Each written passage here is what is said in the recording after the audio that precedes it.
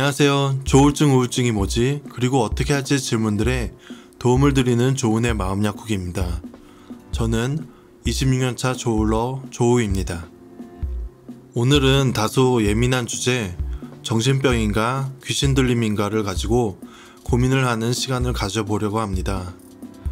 교회를 다니시는 대다수 크리스찬 조울러 그리고 조연러 분들은 들어보셨을 겁니다. 목사님 또는 교인들에게 정신질환이 귀신 들림으로 인해 생겨난 현상이니 귀신 쫓는 기도를 해야 한다는 말을요. 그로 인해 정신질환을 치료할 골든타임을 놓치고 당사자의 상태는 더욱 나빠져서 결국 뒤늦게 정신병원을 찾아오는 수많은 사례가 있다고 합니다. 이러한 안타까운 사례는 비록 크리스찬들에게만 나타나는 것은 아닙니다. 얼마 전 한 조연러의 부모가 굿을 벌린 과정에서 음식을 주면 귀신의 힘이 세진다는 무당의 말만 믿다가 안타깝게 조연러의 죽음으로 이어진 일이 있었습니다.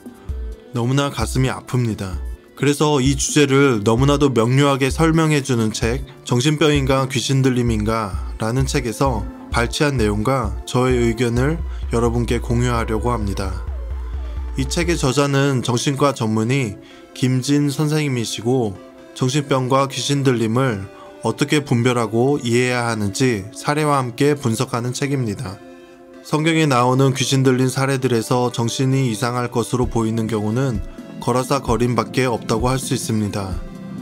마가복음의 내용을 살펴보면 무덤 사이에서 거처하고 쇠사슬을 끊고 밤낮 무덤 사이에서나 산에서 소리 지르고 돌로 제 몸을 상하였다는 것을 알 수 있습니다.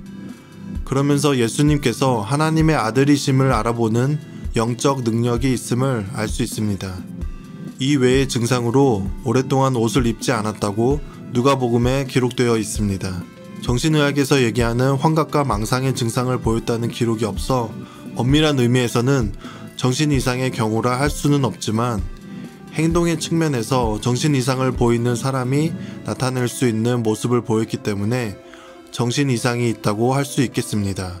일반 그리스도인들이 많이 가지고 있는 귀신 들림에 대한 오해 또는 혼동에 대해 알아보겠습니다.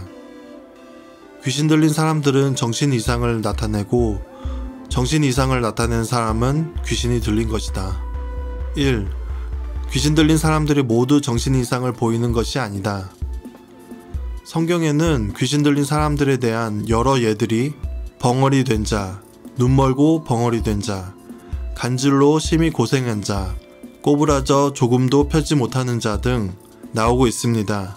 그런데 그들 대다수는 정신 이상을 보이지 않았습니다. 2. 정신 이상을 보이는 사람이 모두 귀신 들린 것은 아니다. 이는 정신과적 치료를 통해 회복되는 수많은 경우의 사람들을 통해 입증됩니다. 귀신 들려서 정신 이상을 보인다면 약물의 반응을 보이지 않을 것이기 때문입니다. 귀신 들림에 의한 정신 이상과 정신병에 의한 정신 이상의 분별점들을 살펴보겠습니다. 1. 절대적 분별점. 1. 초능력의 동반. 정신병을 앓는 사람은 초자연적인 능력을 결코 보일 수 없습니다. 그러나 귀신 들림에 의해 정신 이상을 보이는 경우 그 안에 있는 귀신에 의해 인간의 능력을 넘어서는 초인적인 능력을 나타낼 수 있을 것입니다. 정신 이상이 있는 환자가 전혀 배우지 않은 외국어를 유창하게 구사한다는 사례 보고를 접한 적이 있습니다. 그런 경우는 귀신 들림에 의한 것이 틀림없습니다. 2. 영적으로 사람을 알아봄. 거라사 거림과 사도행전 16장 16절에 점치는 귀신 들린 여종과 악귀 들린 자, 그러나 정신병에 의한 정신 이상자에게는 그러한 일이 일어날 수 없습니다. 3. 약물에 대한 반응. 약물에 치료적 반응을 보이는 경우는 모두 정신병에 의한 정신 이상이라 해야 할 것입니다.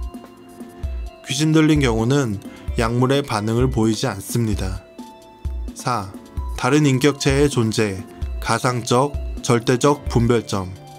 다중인격 장애자의 경우 한 시점에서 볼 때 이전에 다른 인격으로 활동한 것을 잊어버리는 데 비해 귀신 들린 경우에는 그 사람이 귀신의 존재를 의식할 수 있는 것이라 추정해 봅니다. 2.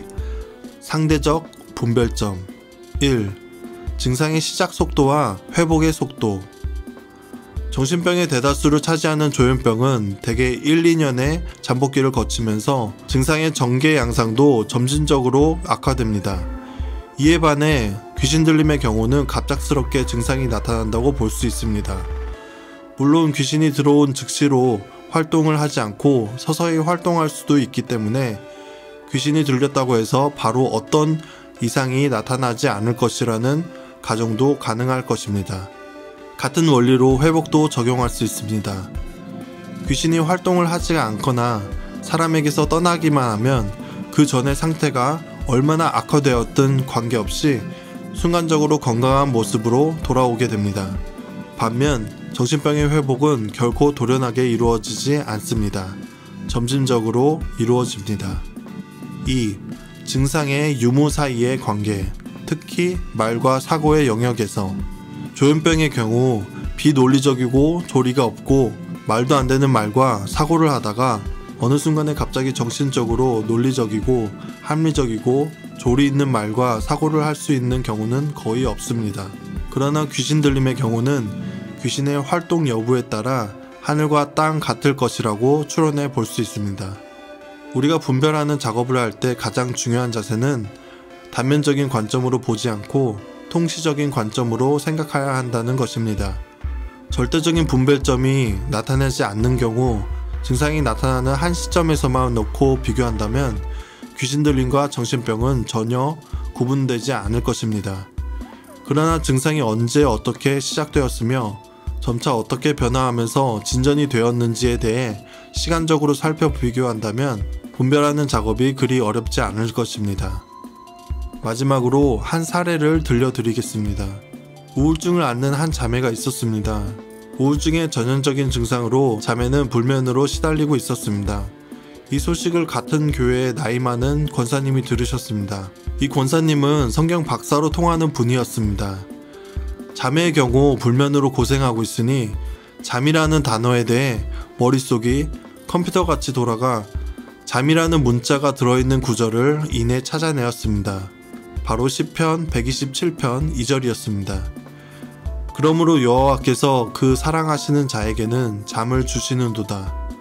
권사님은 성경 안에 인간 문제의 모든 해답이 들어있다고 믿는 분이었습니다. 문제를 기술하는 단어가 적혀있는 구절에서 해답을 찾는 시기였습니다.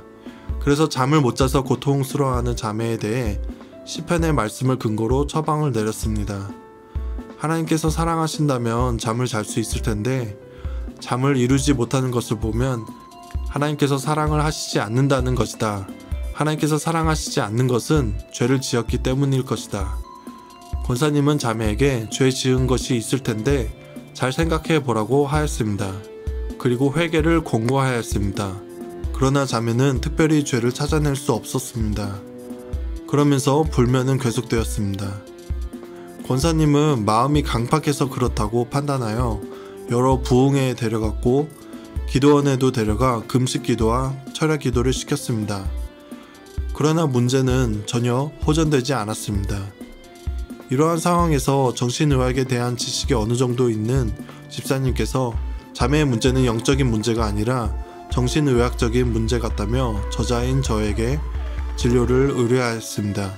만나서 진찰을 해보니 이전에 조울증 진단을 받았던 분인데 당시에는 우울증을 앓고 있는 것으로 판단되어 항우울 약물을 처방하였습니다. 보통의 경우보다는 빠르게 효과가 나타나 2주가 채 안 되어 우울증에서 회복되고 불면이 없어지고 정상적인 수면을 취하게 되었습니다. 권사님은 문자적으로 성경을 백과사전과 같이 대했던 것입니다. 언뜻 보기에는 굉장히 성경적이고 신앙의 화신같이 느껴질 수 있습니다. 그러나 그분은 성경 구절에 대해서 많이 알고 있다고 할 수 있겠으나 성경이 가지고 있는 진정한 뜻을 적절하게 알았다고는 할 수 없습니다. 우리는 참으로 무엇이 성경적인가에 대해 끊임없는 연구, 자기 성찰, 그리고 자기 검증을 쉬지 않아야 할 것입니다. 자기가 알고 있는 것으로 모든 것을 판단하는 우를 범하지 않아야 할 것입니다. 여기까지 정신병인가 귀신 들림인가 라는 책에서 일부분을 발췌하여 여러분께 소개하였습니다. 제가 조은의 마음약국을 하면서 느꼈던 것은 한국 교회 내에 너무나도 정신의학에 대한 지식이 부족하다는 것입니다. 그리고 많은 경우 신앙심에 투철하신 분들이 특히 정신질환과 관련하여 영적으로 해석하여 많은 우울러, 조울러, 조현러들에게 피해를 주고 있습니다. 정신질환은 뇌의 질환이라는 개념이 없으셔서 우리들을 정죄하고 상처를 주고 계십니다. 부디 이 영상을 통해 크리스찬 구독자분들이 오늘 알게 되신 내용을 통하여 피해를 받으시거나 피해를 주는 일이 없었으면 합니다. 지금까지 조우였습니다.